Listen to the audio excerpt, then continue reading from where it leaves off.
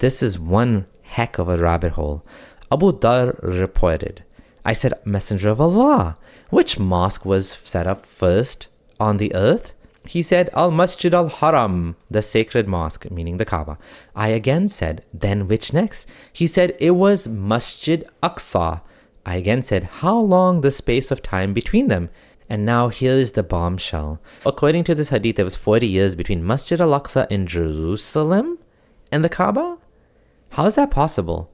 The actual Masjid al-Aqsa itself was built by Caliph Omar and then rebuilt by later caliphs after. In Muhammad's time, there was no mosque there. So what gives? Is it maybe referring to the Temple Mount area? We are talking about a temple that was created a whole 1,000 to 1,600 years before Muhammad. There's a perfect word for this. It's called a historical anachronism. How is it possible that Muhammad was referring to a mosque before it existed? It turns out that Masjid al-Aqsa is a title that means furthest mosque. Imagine Muhammad thinking that there's two big mosques built on this flat earth. One is the Kaaba and the second one is just the furthest mosque. The Quran doesn't mention Jerusalem or any other landmark, just this vague Al-Aqsa. So how did Muslims begin to associate Al-Aqsa with Jerusalem? Look at the timeline. Muhammad's death was around 630 CE. Masjid al-Aqsa, the later one, was built 60-ish years later, around 690 to 700 CE. So now we can figure out what happened. The Umayyads wanted to claim Jerusalem, so they decided to give the temple they built the name Masjid al-Aqsa. Clever.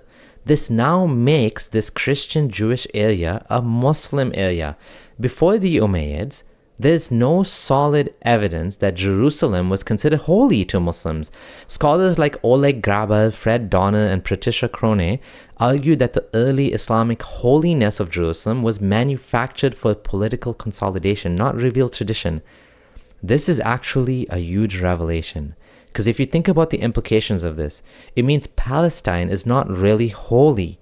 It became holy later on, but only because of men and the desire for political conquest. Everyone just believes that Masjid al-Aqsa is in Jerusalem.